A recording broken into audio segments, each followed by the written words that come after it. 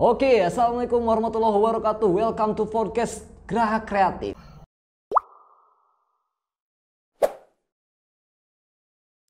Ngobrolin profesi karya. Nah, kali ini kita sudah kedatangan tamu yang spesial, yaitu Bapak Kusmita, guru SMP Negeri 1 Jawilan, guru biologi. Tetapi ada keanehan di sini. Guru biologi kok nulis sastra? Nah, ini perlu kita tanyakan langsung ke Pak Kusmita. Selamat datang Pak Kusmita di Graha Kreatif. Selamat. Bagaimana Pak kabarnya Pak? Alhamdulillah baik Pak. Bagaimana Pak sekarang di tengah pandemi ini kan lagi sepi ini sekolah. Sepertinya lebih banyak waktu buat menulis ya Pak ya? Iya betul. Oke. Tapi ini diselesaikan ketika pandemi atau memang? Oh jauh sebelumnya. Oh jauh sebelumnya. Setahun yang lalu. Setahun yang lalu. Bulan Desember. Bulan Desember. Pak, ngomong-ngomong soal karya-karya Bapak, terutama yang pertama ini adalah Takdir Bobi. Takdir Bobi ini menarik sekali saya baca Pak. Kemudian saya baca juga yang Pelangi di Taman Kampus. Nah, ini ada novel yang memang saya pikir sesuatu yang wajib dibaca oleh kita semua, terutama orang-orang Jawilan nih harus baca. Ini adalah literasi kita. Nah, di novel ini kita akan membicarakan soal proses kreatif dulu nih Pak. Kira-kira berapa bulan atau berapa tahun Bapak menulis novel ini nih? Terutama yang Takdir Bobi dulu Pak. Silakan. Oke, terima kasih untuk pembuatan novel Takdir Bobi ini. Waktunya cukup singkat, hanya 1 bulan saja selesai. Wow, 1 bulan selesai, siang dan malam kita. Siang dan malam dengan halaman 102. 102 sengaja dibuat lebih. Setelah itu langsung beralih ke Pelangi di Taman Kampus Pak gitu, atau Pelangi di tertunda dulu? Taman Kampus hitung-hitungannya kurang lebih hanya seminggu selesai. Seminggu selesai. Apakah sebelumnya memang sudah punya konsep garap ya Pak? Karena memang kalau alur itu kan tema itu kita sudah punya. Oh, tema sudah sejak jauh. Ya. Apalagi saya pikir ini novel tidak akan jauh dari pengarang ya, ada mimesis dari pengarangnya ya Pak. Mungkin saja, sebab ini kan nanti pembaca yang Iya. Jadi secara kerangka teks sudah tersusun ya sebelumnya, hanya tinggal dituangkan saja ke penulisan. Nah, iya Pak. Ini kan saya baca novel ini, katanya kemarin saya sebelumnya tanya dulu, Pak, kalau kita kupas langsung novelnya gimana Pak? Boleh enggak? Karena kan ini siapa tahu masih beredaran nih, orang-orang belum baca, tapi nggak apa-apa. Kita sekalian kasih clue aja, hanya clue aja ya. Nah, Takdir Bobi ini ya tentu saja namanya Bobi, ada nama Bobi. Yang paling dasar, kenapa harus nama Bobi nih namanya nih Pak? Apakah ada sesuatu di dalam nama Bobi nih? Kenapa harus nama Bobi Pak? Saya sangat menarik dengan tokoh yang namanya Bobi karena dia ini seseorang, artinya apa? Bobi ini mempunyai karakter tersendiri tentunya, dan kemudian di novel itu mewakili kalau Bobi ini memiliki cerita hidupnya ya seperti itu begitu. Jadi tidak melebih-lebihkan yang tidak ada. Memang itu ya Bobi begitu. Bobi. Nah, apakah memang Bobi ini mungkin ada seseorang yang memang Bapak kenal Bobi ini, atau melihat karakter siapa sih yang Bapak perlihatkan di sini gitu? Atau memang karena ini bicara soal ini perjalanan Bobi ini lumayan menarik juga, sampai akhirnya dia harus ketemu takdir yang demikian rapuh menurut saya. Nah, ini Bobi ini punya kisah cinta yang menarik. Nah, apakah ini punya latar belakang yang sama dengan pengarang atau bukan? Kalau boleh saya cerita bahwa novel Takdir Bobi ini termasuk juga ke True of Love. Kemudian juga love story juga. Karena memang itu kejadiannya nyata. Kejadian nyata dalam dunia nyata, bukan lagi cerita hayal. Oh, jadi ini punya peristiwa yang memang hadir dalam kehidupan nyata, tinggal dituangkan oleh Bapak, dituangkan sebagai penulis ya. Gitu. Nah, ini kisah cinta Bobi ini kan saya pikir ketika menghadapi Ane ini punya apalagi dia dari kecil ya, dari Iya, kecil betul. kenalnya, dan saya pikir Aneh ini ada keanehan, kenapa sih Bobby itu harus terus-terusan mengejar Aneh ketika dia sudah kuliah sekalipun gitu. Itu kan menarik tuh Pak. Nah, apakah memang itu kisah nyata juga seperti itu kejadiannya? Eh, Kalau dilihat dari cerita di buku itu memang tergambarkan bahwa Bobby itu memang dari semenjak kecil itu mereka selalu berteman di seumuran SD. Cuma di dalam buku itu Bobby dan Ani ini tidak dalam satu SD. Oh, terpisah. Kebetulan di SMP baru satu sekolahan. SMA pun nggak sengaja Bobby ketemu Ane itu juga satu sekolahan. Nah, pada saat di cerita itu kan selesai sekolah SMA, kebetulan dalam cerita itu Bobby itu kakak kelasnya. Jadi Ane itu kan adik kelas. Dan yang menarik ini di sini kan kisahnya sepertinya repetitif kan Pak. Iya, ada betul. Pengulangan ketika bertemu SMP, SMA, kuliah, dan kesan ketika awal kita baca seperti menjenuhkan. Iya, tetapi di sini ada ternyata pertemuan repetitif itu ya memang harus kita lakukan seperti itu ya. Intensitas kita bertemu tuh malah menjadi cinta gitu. Iya. Nah, ini ada saya menemukan itu dalam novel ini. Cinta itu ada, yang tidak ada itu keberanian untuk mengungkapkan cinta. Cepkus ini. Nah, ini ada sebetulnya udah ada clue di awal banget ini untuk mengatakan itu kan ketidaksampaiannya Bobby ya. Di situ ada ketidaksampaiannya Bobby. Nah, kira-kira hal apa sih yang membuat Bapak untuk jadi punya niat menggarap novel ini dari kisah nyata gitu? Ada hal apa yang membuat Bapak tertarik gitu? Saya kira ini sangat luar biasa bagi saya sebagai penulis, karena sosok Bobby ini orangnya hidupnya mengalir begitu saja, tetapi ketika menghadapi sesuatu dan sesuatu ini berkenaan dengan dirinya, berkenaan dengan sisi-sisi seorang Bobby. Kebetulan juga Bobby pada saat itu memang dia kan sebenarnya begini, di awal, makanya saya berulang-ulang bercerita itu Bobby. Ada repetisi ya? Iya. Bobby ini dia hidup itu memandang bahwa kalau dia belajar gitu. Dia satu arah ya, satu arah. Ya emang begitu. Kalau laki-laki tuh Pak, ketika kita punya fokus harus satu fokus sebenarnya. Iya, betul. Ketika kita fokusnya cinta ya cinta aja nanti akhirnya. Ya, makanya di dalam kisah SMP-nya, kisah SMA-nya, dia kan tidak memperlihatkan kalau Bobby itu memang senang kan sama namanya Ana. Karena dia berpikir saya ini kan sekolah untuk belajar. Nah, selesai pun di dalam cerita itu Bobby hilang kontak, lost kontak aja. Lost kontak ya, betul. Iya. Sampai akhirnya di cerita itu ketemu pada saat nikahan kakaknya Bobby ya. Tapi itu kan pertemuannya sebentar saja, karena Bobby harus segera menyelesaikan lagi kuliah di satu kota, kemudian lost kontak lagi, tidak ada. Kebetulan kontak berikutnya setelah selesai studinya Bobby. Tapi tidak akan seperti ini kisahnya kalau ini bukan tahun 1999 Pak ya? Betul. Ada WA kan? Kalau kita bawa ke tahun ini ya, sepertinya bakal lost kontak gitu. Karena kan semenjak Bobby itu selesai kuliah, entah apa yang terjadi, tiba-tiba ada muncul dalam kisah itu. Kalau tidak salah saya ingat waktu maghrib deh. Ane itu datang lagi ke rumah Bobby.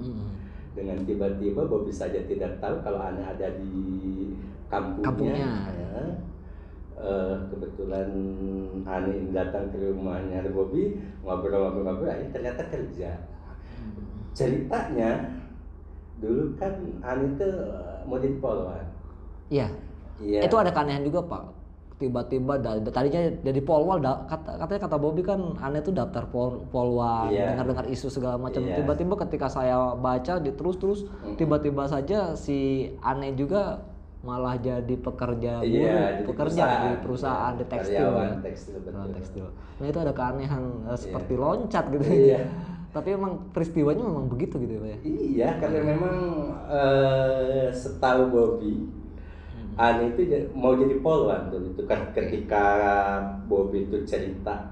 Oh ya Pak, ngomong-ngomong mengenai novel ini nih kan si Ane itu daftar polwan ya. Iya. Nah, tapi saya melihat tiba-tiba kok Ane jadi malah bekerja di pabrik tekstil gitu kan. Nah itu ada hal yang masih aneh saya tuh kenapa tiba-tiba dari sana gitu. Silakan Pak. Ane ini memang sejak Bobby sekolah di SMA, dia ingin menjadi polwan. Kemudian tadinya rencananya Bobby tuh mau mengajak Ane kuliah bareng, tetapi karena ada cerita dia mau jadi polwan, oke lah kalau begitu kata Bobby silakan saja gitu kan, namanya cita-cita sah-sah saja gitu. Nah, akhirnya sudah selesai. Dalam kisah itu Bobby kuliah. Nah, kebetulan ketemulah Ane dengan Bobby itu pada saat nikahan kakaknya Bobby. Nah, ceritanya katanya dia tidak jadi polwan karena memang tidak lulus. Oh gitu. Tidak lulus tes. Nah, selesai cerita Bobby itu udah selesai. Selesai acara nikahan kakaknya, Bobby kembali ke tempat kuliahnya. Ane kembali ke rumah entah kemana.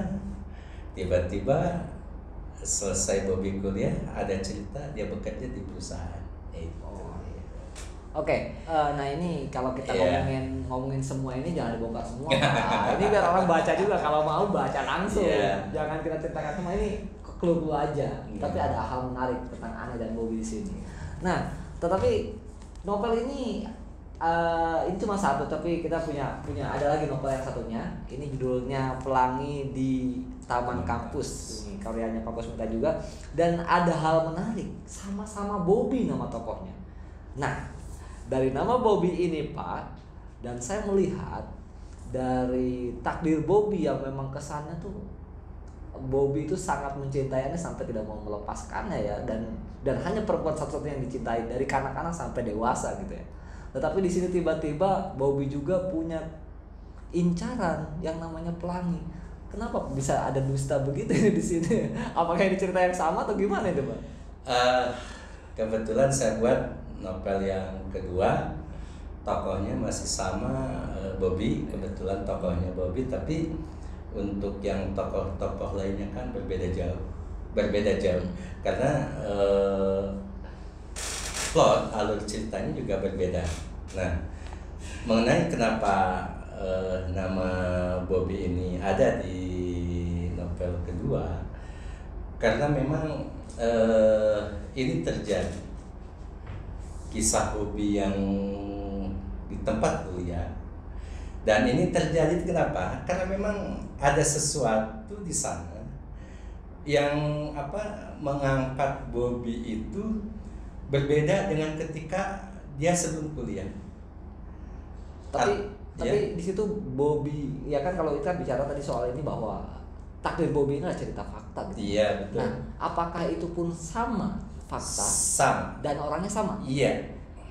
Bobby-nya sama. Berarti saya tidak salah dong ketika saya mengatakan ada dusta di sini. Enggak juga. Karena memang alur di Pelangi, saya bilang kalau saya ceritakan alur sejarahnya di Pelangi di Taman Kampus, memang pada saat itu Bobby ini terpancing dengan kondisi yang tadinya Bobby ini diam-diam orangnya. Iya, memang.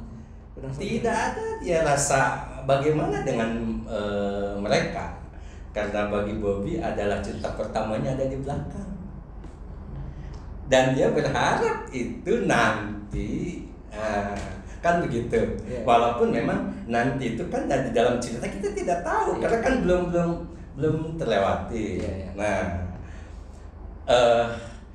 muncul kalau di novel kedua namanya itu Pelangi. Tapi di novel pertama itu di Takdir Bobby ada mengatakan bahwa Bobby dia tidak pernah membuka hati untuk perempuan lain karena Yes, mencintainya betul, Andi, betul. Begitulah kira-kira. Kalau saya bilang di sini kan ada kalau saya boleh cerita tentang Bobby di sini adalah dia ini ada persaingan yang memang persaingan itu bagi Bobby adalah satu pengalaman. Iya. Dia ikut di dalam Bobby itu mencari namanya Pelangi. Ikut kelas itu. Oh, iya. Dan di sekitaran orang-orang itu mereka juga sama mencari Pelangi.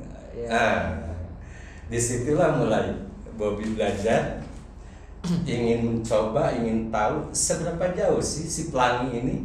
Kok begitu hebatnya di kampus sampai orang-orang ingin tahu tentang Pelangi, walaupun memang maaf saya tidak ceritakan itu.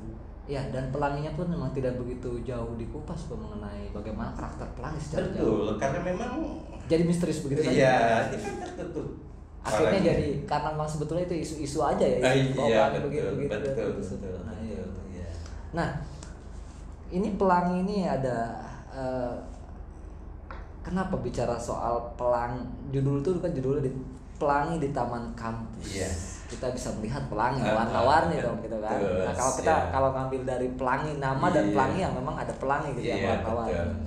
Di situ kan ketika kita bicara pelangi dan ketika tadi saya katakan bahwa pelangi itu tidak banyak kita kupas mengenai bagaimana karakter pelangi secara jauh gitu. Iya. Pelangi itu seperti tidak hadir. Sosok pelangi namanya itu sama pelangi yang bisa kita lihat kita nikmati bahwa indah banget gitu. Nah, itu kurang apa ya? Kurang dijelaskan secara detail di situ ya. Oke, Pak. Yang melatar belakangi Bapak kenapa sih harus ngambil judul namanya Pelangi ini nih? Ada apa, Pak, dengan Pelangi? Apakah punya sesuatu dengan nama itu? Oke. Sebenarnya nama Pelangi ini saya buat untuk mengidentikan seseorang seperti layaknya kita melihat sebuah pelangi ya, di atas sana. Dan gambaran pelangi orangnya itu seperti itu, orangnya penuh warna-warni. Makanya di ceritanya itu kan Pelangi ini wanita sederhana ya, tidak neko-neko ya apa adanya. Orang Sukabumi ya. Iya, betul. Kebetulan si Pelangi ternyata orang Sukabumi. Gadis desa juga Gadis ya. desa. Dan cantik juga, Pelangi banget. Kampung banget. Kampung banget. Iya. Apa ya? Pelangi ini kan seperti menjadi tawanan hati setiap orang ya, terutama Bobby gitu. Nah, Bobby ini kan deket banget. Siapa yang sering ditanya itu, Pak? Lupa namanya. Yang sering ditanya tentang Pelangi itu temennya Bobby. Itu temennya Bobby itu Kusman. Dandan kalau tidak salah. Oh ya, Dandan yang terus ditanya-tanya mengenai itu. Nah, ya Pak, kan di sini ada tokoh yang namanya Dandan kalau tidak salah ya. Dandan itu sahabat Bobby. Nah, itu beda jurusan ya Pak ya. Betul. Dan mereka juga sering narik angkot bareng. Betul. Yang saya ingin tanyakan, kalau ini fakta memang betul ada itu orang mahasiswa yang narik angkot, Pak? Betul. Pada saat itu? Iya. Tahun 1999? Iya. Mahasiswa narik jauh angkot. Sebelumnya malah. Jauh sudah sebelum itu? Tahun 97-an kita sudah mulai begitu. Iya, turun ke jalan seperti itu. Dan ini orang-orang masih ada, Pak? Sampai sekarang. Kebetulan Dandan ini dalam tokoh nyatanya beliau sudah meninggal. Kurang lebih hampir 5 tahunan ke belakang. Saya juga tidak sempat takziah ke rumahnya karena memang tidak percaya saat itu bahwa beliau meninggal gitu. Ini menjadi buku-buku ini menjadi catatan ya, catatan bagaimana Dandan juga menjadi hidup kembali di sini. Iya, ini. Dan mungkin akan jadi abadi. Iya. Beda halnya kalau Bapak temannya tidak menulis tentang Dandan. Iya. Saya pikir Dandan akan ikut mati juga gitu ya Iya. kisahnya. Nah kalau dengan adanya ini kisah Iya. Dadan juga masih hadir. Gitu Masih ya. hadir. Oke itu menarik Pak. Kembali lagi Pak, kita selesaikan saja bicara novel. Jadi kalau pengen tahu lebih jelas ceritanya silahkan dibaca saja oleh teman-teman. Nah yang jadi ini kita kembali lagi ke proses kreatifnya Pak. Iya. Tadi kan sudah kita bahas mengenai berapa bulan dan lain-lain. Kemudian idenya itu yang ingin saya kuatkan tuh kepada idenya Pak. Selain itu ada kisah nyata. Ide apa sih yang membuat Bapak saking kuat menjadi kuat untuk menggarap novel ini gitu? Selain itu ada kisah nyata.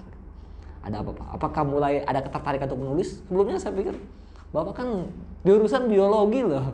Ini adalah guru biologi saya di SMP Negeri 1 Jawilan. Tetapi tiba-tiba menulis sastra. Nah, apakah karena ketika itu muncul ada keinginan untuk menulis atau bagaimana Pak? Kebetulan inti yang sebenarnya adalah bahwa saya masih hidup karena saya punya karya. Dan karya ini bisa dibaca oleh semua orang. Itu saja. Hanya itu Pak. Iya. Dan yang ini kan Bapak ini jurusannya biologi. Iya. Tiba-tiba ingin menulis novel ini. Betul. Gitu kan. Apakah karena ingin mengabadikan momen-momen pada saat itu atau bagaimana Pak? Baik, kalau memang itu lagi jadi pertanyaan, kembali ke masalah tadi jurusan. Justru inilah jurusan terbaru di abad ini. Jadi munculnya sastra biologi. Nggak ada di belahan dunia manapun yang namanya sastra biologi. Sastra biologi. Hanya di plus 62. Oke, di plus 62 sastra biologi. Tapi ini tidak membahas anatomi tubuh ya. Tapi lebih menguliti psikologi seorang iya, ya. Betul. Nah, tadi kembali juga kenapa ini bisa terjadi kreatif membuat sebuah tulisan. Memang saya ingin memberikan sesuatu saya itu bisa sebenarnya. Saya itu bisa. Makanya di momen tahun 99 saya angkat cerita ini di dalam kisah novel. Paling tidak dari karya saya yang saya buat ada sesuatu yang menarik, maka saya lahirkanlah buku seperti ini. Nah kan ketika kita mau menulis Pak, konon katanya ya kalau kamu mau menulis kamu harus membaca dulu. Betul. Nah dengan itu berarti Bapak juga orang yang tertarik baca-baca karya sastra ya Pak? Alhamdulillah. Luar biasa. Selama saya membaca, memang awalnya sih saya lebih cenderung ke tulisan-tulisan pendek. Semacam puisi. Oh, puisi. Kebetulan nanti insya Allah di lain waktu nanti akan saya terbitkan lagi tentang puisi cinta antara harapan dan kenyataan. Gila. Oke, kita tunggu teman-teman. Ada puisi harapan, puisi cinta tentang harapan dan kenyataan. Luar biasa, seperti ini kan menarik banget kita bahas juga. Saya buat itu ya sebagai gambaran saja 99 puisi. Menggambarkan juga ke tahun 99 dan isinya adalah menggambarkan kisah di 99 di puisi itu. Oke Pak, ini kan penonton kita rata-rata Pak ini Pak anak-anak sekolah ya, SMP, SMA nih. Penonton Geraha Kreatif ini kira-kira ada sesuatu nggak sih yang bisa Bapak sampaikan mengenai kiat-kiat untuk bagaimana cara biar ada tumbuh rasa ingin menulis gitu, bagaimana kira-kira? Oke. Saya kira menulis itu menurut saya sebenarnya mudah. Yang terpenting bagaimana kita membuat karakter kita untuk menjadi seorang penulis yang baik. Itu yang utama. Kemudian yang kedua, membuat tulisan itu tadi saya katakan tidak sulit, tidak rumit. Perjalanan kaki saja bisa kita buat. Betul. Perjalanan kaki kita saja bisa buat. Dan itu kita bisa catat sebagai sejarah kita ya. Sebagai sejarah kita dalam hidup. Makanya serpihan-serpihan catatan kita kumpulkan. Saya jadi ingat puisinya Hairil Anwar. Saya ingin hidup 1000 tahun lagi. dengan karya itu dia hidup 1000 tahun. Betul. Nah, dengan ini juga Pak Kusmita ini akan hidup 1000 tahun. Mungkin Insya anak Allah. cucu nenek moyang. Insya Allah. Ketika sudah nenek moyang ini akan terus dibaca Pak, Insya abadi. Allah. Makanya kita juga harus belajar menulis ini ya Pak. Nah itu dan oh ya ini ada buku-buku barunya. Jadi teman-teman bisa memilikinya. Ada apa kata mereka tentang kehidupan. 99 ilmuwan dunia membuka rahasia alam. Luar biasa. Ini fiksi juga atau gimana? Sains. Ini sains. Jadi non fiksi. Jadi kita bisa baca. Dan kemudian ada satu lagi. Ini ada satu lagi. Embun Pagi, novel. Nah ini kita bisa baca juga. Nanti kalau mau kita bisa hubungi ke Gerak Kreatif atau bisa langsung ke Bapak gitu ya. Nah ini novel ini Pak tidak Bobby lagi namanya Pak? Tidak. Oke, yang ketiga tidak Bobby lagi. Takut bosan orang baca Bobby lagi. Dan ini menarik juga seperti kita baca. Nanti kita baca lagi ya. Silahkan datang ke Gerak Kreatif untuk memesan, bisa juga ke kita, bisa juga langsung ke Pak Kusmitanya. Nah, maaf Pak. Mungkin itu saja Pak. Ada nggak sesuatu yang terakhir Pak? Ada sesuatu yang bisa Bapak sampaikan untuk kita anak muda, generasi muda agar lebih punya semangat lagi untuk membangun negeri ini, terutama dengan sisi literasi Pak. Itu yang paling penting. Karena minat baca di kita kan sepertinya minim banget. Nah kira-kira apa yang bisa Bapak sampaikan? Yang terpenting kita tidak boleh bosan berkarya, tidak boleh berhenti dengan berkarya. Tetap karya ini akan dirasakan oleh orang lain. Sekecil apapun karya kita, orang lain akan tetap membaca. Dan dengan membaca mereka bisa melihat dunia luar. Itu saja. Oke. Nah, itu saja. Jadi dengan membaca kita bisa melihat jendela dunia ya, karena dunia itu luas Mas. Ya. Jadi kita harus sering-seringlah membaca agar kita bisa membuka semua pintu-pintu gerbang untuk kita melihat alam luas ya. Oke, itu saja. Terima kasih Pak. Mudah-mudahan karyanya terus sukses dan disukai oleh banyak pembaca. Terutama bahkan bisa menghadirkan pembaca-pembaca baru dengan karya-karya Pak Kusmita ini. Terima kasih Pak sudah datang ke Gerak Kreatif. Mohon maaf hanya seperti ini sambutannya ya. Terima kasih. Assalamualaikum warahmatullahi wabarakatuh. Waalaikumsalam warahmatullahi wabarakatuh.